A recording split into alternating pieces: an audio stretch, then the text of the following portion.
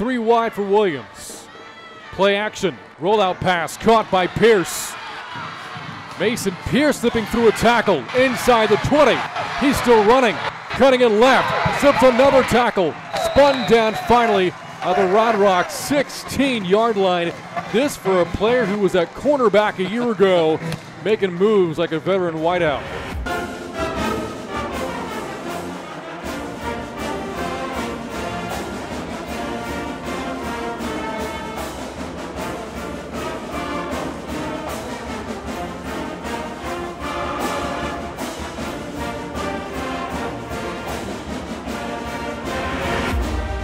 Welcome to Inside Rangers Football. I'm your host, Brant Freeman, with Smithson Valley head coach Larry Hill. The Rangers are 3-0 after a 50-10 win over Round Rock this past Friday at Ranger Stadium. And Coach, I know there's always room for improvement, especially this early in the season, but after back-to-back blowout wins and the week prior to that, a come-from-behind win over Pflugerville-Hendrickson, you seem to be pretty in sync right now. How do you feel about your football team? Well, 3-0 is as good as you can do after 3 games. I've extensively researched that. So we're excited about finding ways to win. You mentioned the first week we really had to scratch and claw and kind of be creative. Next 2 weeks we've gotten off to fast starts in every phase of the game and we're able to pull away. And all of those things have to happen for you to win in 27-6A. So we're certainly not the finished product, but we've been pleased with our progress. Offensively, you scored in your first 3 possessions on Friday. You racked up a lot of yardage, both on the ground and through the air. Very, very balanced for you this past Friday against the Dragons. What stood out about your play this past week? Well, I think we were able to play fast and confidently. A lot of it because of field position. You know, you just gain confidence when you've got short fields. The playbook's wide open. You might be in 4-down territory. You got room on the field to do what you want. And that by and large was created by defense and special teams. And so I think that had a lot to do with it, I think our playmakers made plays. I thought our offensive line perhaps had their best game against some pretty good defensive tackles. So, we've got some areas we've got to clean up, no doubt, offensively. We had a few motion penalties, illegal cut block, those kinds of things. But, playing well so far. You mentioned defense, special teams. Let's highlight the play of the defense first. You kept the Dragons out of the end zone until the fourth quarter. You were able to score a couple of defensive touchdowns as well against the Dragons. What was your takeaway from their play on Friday? Well, I think, again, we prevented explosive plays. They had some guys who were capable of and have scored from a long way out. And that was a big focus of ours going in the game. Make them drive the ball. Don't give it to them in big chunks or a big chunk. So I thought we did that. I thought we did that well. I thought we played well on first down and got them into long yardage situations where our front could pressure the quarterback a little bit. And then you mentioned scoring twice. That's the second week in a row we've scored 2 non-offensive touchdowns. Both of them were on defense this week, scooping scores or stripping score. And if you're doing that, you're going to win. And, of course, it gives your defense a big save. First play of the week is an offensive touchdown on a deep ball from Levi Williams to Trayvon Merrick-Woodard. You see Trayvon down here at the bottom of the screen. You see Ricky Rios at the top of the screen. We got 2 one-on-one matchups, cornerbacks on each, and nearly everybody else on offense and defense is around the box. This is what we call a run-pass option, or RPO. Levi takes a snap. He's keying the safety for Round Rock. Does he go deep? If he goes deep, then we'll hand the ball off. If he comes to play the handoff, we'll throw it over the top of his head on a one-on-one matchup. In this case, as you see the play unfold, he commits forward. Trayvon gets inside the cornerback. So we make the one-on-one throw. Good route to separate from the cornerback. And Levi puts it in there, and it's a 60-yard catch and throw and run. Go to the end zone, you get a little bit better look at what the quarterback's seeing. There's his safety that he's keying. As the ball is snapped, his eyes are straight on him. As he commits to the run, then it's an easy decision. He's still got to make a good throw. Ball's over the outside shoulder. Trayvon takes it in stride. 60-yard touchdown pass to get us going early in the ball game. Our next play of the week is a special teams kickoff return by Ricky Rios. He gets his hands on a lot of kickoffs as people oftentimes are kicking away from Trayvon. As the ball goes to the kicking team's left, Ricky receives it. It's going up the right sideline. You can see some blocks to the inside. Ricky runs inside of those, and we get a few kick-out blocks there by Bobby Palamine and Matt Kolmersberger, and Ricky hits the crease right between them. Our goal is always to get it out past the 40. Ricky runs it down almost to their 40-yard line. from the end zone, you get a little bit different look at it. Again, the ball's kicked to the left as we watch it. There's some blocks to the inside that are circled there. There's the 2 kick-out blocks there, and there's the alley that Ricky hits it on the dead run. And well executed by our kickoff return unit. Of course, Ricky's got some talent, obviously, to make some things happen with the ball in his hands. Next play's kind of a fun one to watch, you know. They punted it to us. Trayvon Merrick-Woodard's had a history of these things. Note the separation. Our punt return unit is doing a good job of running their man, slowing their progress down the field, keeping them off of him. He's got, in some cases, 10 or 12 yards of separation. They stay locked up with him, and, you know, now it's playground now. You know, I'm going to make there over here a little bit. I'll go over here. Well, maybe back over there. Well, what about over here? Okay, let's come over here now. Now, guys really don't know what to do. I'm trying to block for you. I don't know where you're going. And he throws a guy off here, get a big block there from, I think that was Mason Pierce. And that was a fun play to watch. See, even different from this angle. Once again, you see all these blocks. I'm going to keep them off our guy down there. Keep them off our guy. Block in front. There's another block on the edge out there. Ethan Sill. And here we come back this way. Christian Romano, 14 in your screen there. 19, Mason Pierce, kind of getting some shield blocks. And we get just another nudge here by Mason. Just an exciting play to watch, and you know, a lot of guys had a hand in that. This is an odd non-offensive touchdown. This is a run up inside. Looks like a routine play. Middle linebacker Will Gibbons moves towards the tackle. Now there's a scrum in there, and suddenly Will, you can see just a little bit of his 3 there. He comes, gets the ball stripped out. You can see it right there in his hands. He strips. He's running the other way before anybody knows what's going on. You know, that's something you work on all the time is strip, and you know, it's nice when it works out that way. You go to the end zone view, you can see it just a little bit differently, a little bit different angle, I suppose. As the play unfolds, there's Will kind of in the middle there. Ball's inside. We defend it well. We've got a lot of guys on the tackle. And Will's going to come out of that. He's going to come around the corner here with the ball. Unusual play, non-offensive touchdown, big play for the Rangers. And those are our plays of the week. You mentioned the short fields that you had, and again, courtesy of the play of your defense and special teams. Return game, again, was really good, and we'll get into more of that coming up in the plays of the week. But looking at the kicking game in terms of special teams, Mason Reed made another field goal for you. A lot of his kickoffs went into the back of the end zone, forcing touchbacks. How do you feel about his play so far this season? Well, he's really been a big part of our success. You know, people don't talk about that much, but when you kick off deep and in a corner and they bring it out and you get them inside the 20, or you mentioned had a little win the other night slamming them out of the end zone and they have to bring it out on a touchback, immediately your defense has a tremendous advantage. They've got to go 80, 85, maybe 80, more than 80 yards for a touchdown. If you can get a 3 and out and they punt it, you know, you got a chance to very likely may have the ball at midfield even if you don't get a big return. That was a big weapon for us the other night. We didn't really have just tons of yards for as many points as we scored because a lot of the drives were so short due to defense and kicking game. So Mason's a big part of our success, as is our return game. Ricky Rios had a couple of big kickoff returns the other night, pushed it up near midfield, once beyond midfield. Trayvon had a big punt return, set us up with a short field. So that stuff matters. It's not talked about much, but it matters in our field house. Coach, it seems like yesterday you and I were previewing the opener at Hendrickson there in Pflugerville, but here we are now, and non-district play is over. Did you get what you wanted out of pre-27-6A play? Well, you know, record-wise we did. You know, we hoped to win 3, and we did win 3. As we said, that's as good as you can do. I don't know. You know, I don't know if I have a real clear answer for that. Are we as far along as we need to be? I don't know.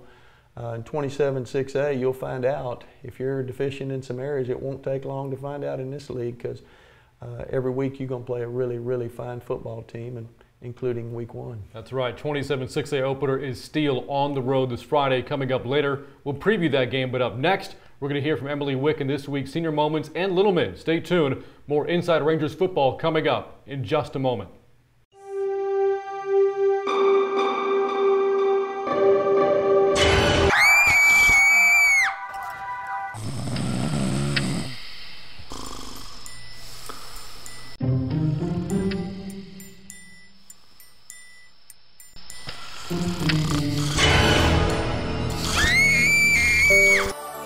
Summerhill Dental is your partner in getting a better night's sleep tonight.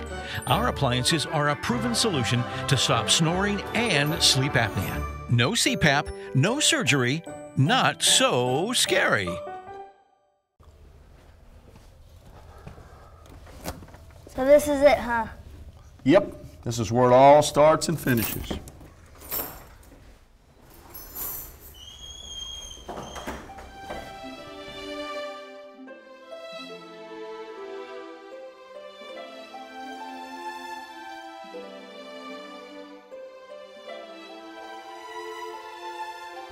Joe Pavelic, Jeff Shin, Alan Hill, Pat Bailey, Matt Hilson, Clint Haney, Cody Fuller, Eric Anders, Garrett Smith, Andrew Sandejo, Josh Adkins could have dressed in the soccer. We got work to do, kid.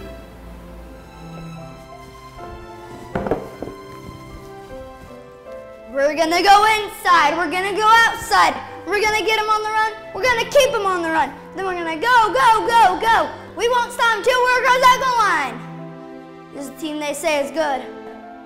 Well, I think we're better than them. So what do you say, men? Let me give it a try.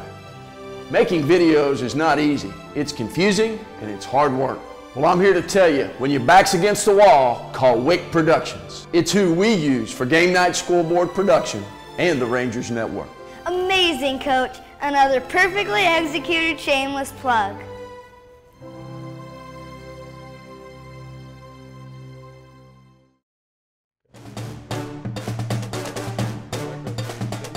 Ready to go. All right, we're back in the studios here of Inside Rangers Football. Coming up again, a preview of Smith Valley's district opener against Steele. But right now, let's kick things over to Emily Wick with this week's Senior Moments. Thanks, Coach. Thanks, Brant. So today I'm here with Jarrett, Alex, Brant, and Jacob. And boys, y'all seen the show before, right? Yes, ma'am. So I like you to make sure that you're appreciating your mom. So take your phones out, text her, let her know you love her. Tell her I said hi. Okay, we will. So Alex, if you had to pick, who would be your favorite Smurf? Grumpy. Grumpy. Why Grumpy? Isn't that a dwarf? What? Why is it Grumpy Smurf? Because I'm always angry on the field. Well, I don't know that that's always a bad thing. I mean, it makes me a better football player. That's true. Jarrett, who would you pick as your favorite Smurf? I honestly don't even know what Smurfs, so. Oh, no! I may be dating myself a little bit. Does anyone know what the Smurf song sounds like? La la la la la la la la la la la la la la la la. So Jacob, I'm sure you love your mom a lot, right? Yes, ma'am. But I bet there's times where you may feel a little ornery. Yes. Is there anything in particular that's kind of your stick that you love to do to drive your mom crazy? Pretend that I'm on my phone, but not really. Oh. So it's one of those things where I put my headphones in, but nothing's playing. Oh, so like if she's calling Shut you. So if she's calling you like get your laundry, you just Yes. kind of pretend you don't hear her? Yes. Uh-oh. Well, you know what? But, She's going to be on to you now. But she whips me to shape after that, so it's okay. Well, she's going to be on to you now. Yeah. So Brant, we live in the hill country and there's all kind of fun animals around here. But I've never seen a jackalope. Do you think they're real? Of course they're real. I saw a giant jackalope in a gas station somewhere on the way to West Texas. Oh, wow. Of course you would say that. How big was it? I mean, it was bigger than me. Oh, wow. And you think that's kind of where they hide out, West Texas, Yeah, Abilene? Yeah, I think they're over in like Presidio, kind of that west Texas. There you go. I legit have seen a giant. It was like a giant stuffed rabbit with horns on it. I was like this. really I was big. like this, like that.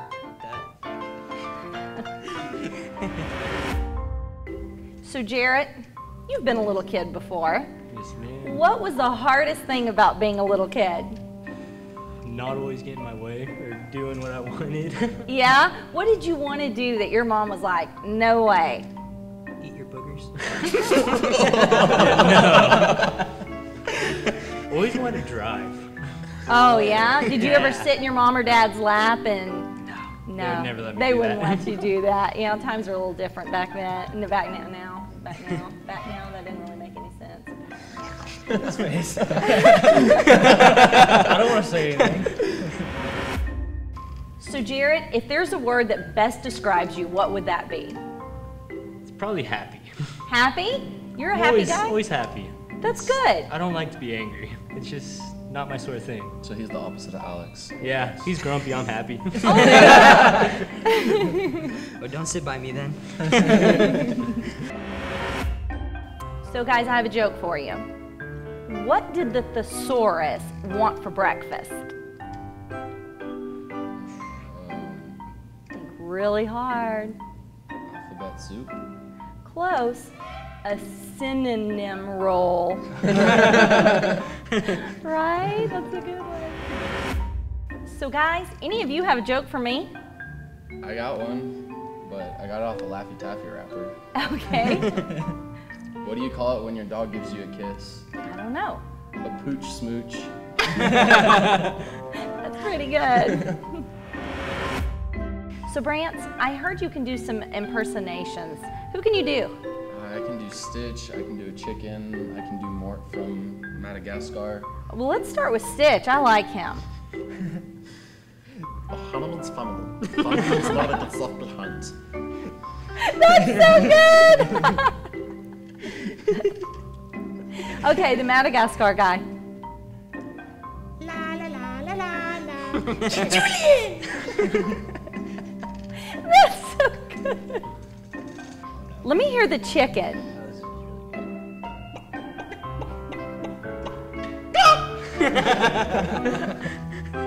Do y'all watch the Lego movie? No, y'all never watch the Lego movie? You have to pull up a Unikitty clip.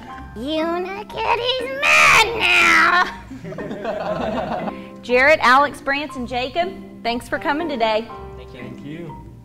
Go Rangers! All right, thanks, Emily. And we now go from senior moments to this week's Little Men. One of our favorite running plays here at Smithson Valley is known as the isolation play, or for short, ISO play. In this particular scheme, we isolate linebackers and leave them unblocked with our linemen, using our linemen just to control defensive linemen, and then, as I said, isolate linebackers for running backs to block, and then run someone behind all those blocking. Hopefully we have them outnumbered and can make some positive yards. Here to describe this play on the Little Men board is Coach Robert Touton, longtime offensive line coach here at Smithson Valley. So, Coach Touton, take us through a typical isolation play on the Little Men board. Yes, sir. One of the oldest plays in football and one of the simplest. The down lineman, they're going to block the nearest down lineman. So in this case, our tackle right here would block the defensive end. We've got a guard blocking a defensive tackle. In this situation, we've got an A-gap player where the nearest down lineman might be both of these guys, so we might get a double before we work off to a linebacker, and then another base block there. That leaves the linebackers available to be isolated on by the backs. So we've got a back blocking a linebacker here, and then we have a fullback finding the hole and getting to this linebacker. So that way we put a hat on everybody, and our back, when he gets the football, then he can find the hole and run to daylight. All right, so the isolation play. Let's go to some game tape and watch it in action. Okay, now we're going to take a look at it on film. There are the two linebackers circled that we'll be isolating on. The front is going to take care of all the down linemen. So we run through the play. You see those backs have ID'd those linebackers. So that's where their block is going to be made. The front, they take care of everybody up front, and the back finds a hole. Really good run, really good game. Here we see it from the rear. Even though they stem the front. We're looking for the front down lineman to take care of the defensive front, and then the backs have ID'd those backers that are arrowed, as you see here. Real good blocks by the back. The running back finds a hole and Again, has good yardage. Similar play, we still have 2 backs for 2 linebackers, and the front is taking care of the down lineman. As we run through the play, good job of finding the crease by the backs to find the linebackers, and then the running back runs to daylight. Here it is from the back. These are the 2 linebackers we've ID'd. Good double team with the center and the right guard, and it leaves a hole for the backs to find the linebackers, and our running back finds the crease. Here's another play, another ISO play, and now we just have 1 linebacker we're ISOing on, and so we have 1 back. Our full back will block him. Everybody else has the nearest down lineman.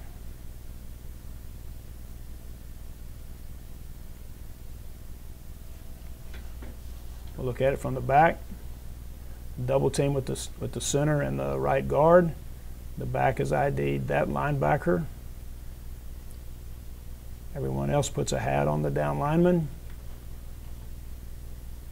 Good block by our fullback. He searches him out and finds him. Good job there. And the back's in the hole. The isolation play, one of the oldest plays in football. There's a reason it's one of the oldest plays in football. It still works. Thank you, Coach Touton, for taking us through that. Yes, and now let's go to Ranger Trivia. This week in Rangers Trivia, Smithson Valley has scored 106 points in back-to-back weeks in wins over Austin Anderson and Round Rock. The most the Rangers have scored in a 2-week period is 133 points in which season? Is the answer A, 2004, B, 2007, or C, 2010? The answer is B, 2007. Smithson Valley put up 61 points in his 2007 district opener against MacArthur, and the following week the Rangers scored a school record 72 points against Roosevelt.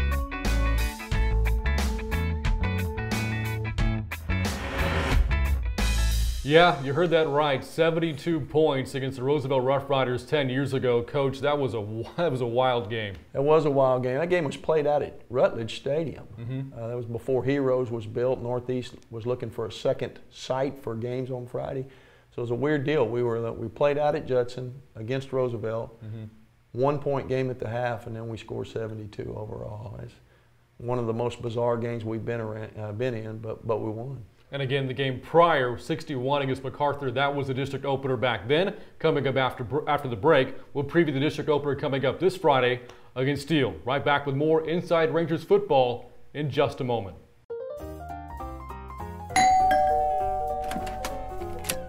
Hello, I'm Steve from GVTC, here to install your 1 gig per second internet service. Hey, you're Ranger Senior Trayvon Merrick Woodard. No, sir, I'm Steve with GVTC. Come on.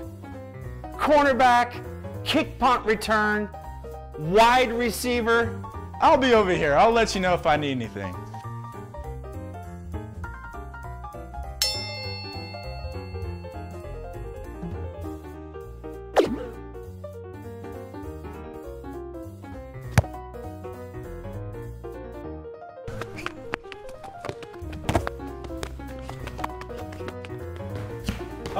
Just came in to set up your Wi-Fi. Thanks, Steve. All right, let's go ahead and do it. We are back here on Inside Rangers football coming up this Friday, the 27-6A opener, Smithson Valley against Steele yet again. Now the Knights come into this game uncharacteristically 1-2, but do keep in mind the opposition they've played has been really good in non-district. Lake Travis, O'Connor last week, before that in the season opener against Madison. So, Coach, that 1-2 record is misleading. No, I mean, they're very similar to where they were a year ago. You know, beat Madison handily, lost right at the end to a Lake Travis team that won a state championship. And then O'Connor had them on the ropes, and Steele made a few plays at the end and pulled it out. Well, this year they didn't. And we know how good O'Connor is ourselves. We scrimmage those guys. So, no, they are who they are. And they're the defending district champions, state finalists. Got a bunch of good kids back. It'll be that kind of game, and we're fully aware of who we're up against. All right, let's look at the offense for the Knights. They're led by the quarterback, Onyx Smith. He is a converted wide receiver. This is his first year playing quarterback. Very athletic, certainly fits the mold of a dual threat. A lot of weapons to work with as well. They have 3 running backs averaging over 7 yards per carry. Is it safe to say that this team is the most talented offense you faced so far this season? I think so, and perhaps the most diverse. You know, Smith, you mentioned a converted wide receiver, but came up in their system as a quarterback with the kid they had the last 2 years. Obviously, they needed to relocate him somewhere else, get him on the field. So he's returning to his native land, if you will. Dual threat, as you mentioned. But they're just similar to other years. They're making their hay running football. It all revolves around stopping the run, and they have weapons, of course, when you load up to stop the run. They're as good as advertised, and there's not one phase of the game you have to stop or one person you have to stop. They've got multiple playmakers, so you're going to have to be sound in a lot of areas every play. Now, defensively, the Knights have given up some points over the past 2 weeks, but again, keep in mind the opposition. Right. O'Connor scored 42 last week. However, Steele did still manage to force 4 turnovers on that side of the football. What are your expectations in terms of what you'll see from Steele's defense? Well, they're very, by design, very basic. You know, they want to line up, you know, in a 4-down defense, occasionally go to 3 down, but they're more of a here we are, can you block us and do anything about it? Play their cornerbacks very tight, try to take away your quick game, and then they have those Division I commit safeties that when you try to throw the ball up the field are ball hawks. And so, you know, they're good everywhere. There's no area to exploit, and we'll have to be very balanced in our approach, and then we'll have to, when we get short fields, as we talked about earlier, we'll have to make sure we come away with points. Well, this is the 4th year in a row you're opening district against Steele, so you've had an up-close seat to see what the Knights are all about. It's obviously been a very impressive program. You alluded to the fact that a year ago they were a win away from winning a state title, and they've been in that championship window for a while now. What has made this program so successful? Well, I think it is a program, for one thing. They've got a good plan in place on both sides of the ball, good feeder systems. You know, the coaching staff, albeit a new head coach, is a move up, so the staff has been pretty stable. And then, you know, success breeds success. You know, when you win and make long runs, then your next generation of players start thinking that's what they're supposed to do. And you know, it's just been a culmination of all of that, and this year's team is no different. All right, Coach, what are the keys can you break down for us that will factor into the game on Friday? Well, I think explosive plays. You know, we've got to limit their explosive plays. And then I think we've got to create some of our own. I think it'd be naive to think we can go on 12-play drive after 12-play drive after 12-play drive. We'll have to get some big chunks. And meanwhile, we'll have to make them drive the ball. That's easier said than done because they've got guys who can score from a long way out in a lot of different positions. But that, turnovers, and then you know, we talked earlier about kicking game. Can we make some difference-making impact plays in the kicking game? All right, Coach, good luck on Friday. All right, thank you, Brant. Again, Smithson Valley taking on Steele this Friday at 7:30 from Lenoff Stadium. We'll have live coverage here for you on the Rangers Network starting at 7:15. For Coach Hill, I'm Brant Freeman. This has been Inside Rangers Football. Thanks for tuning in. We'll see you again next week.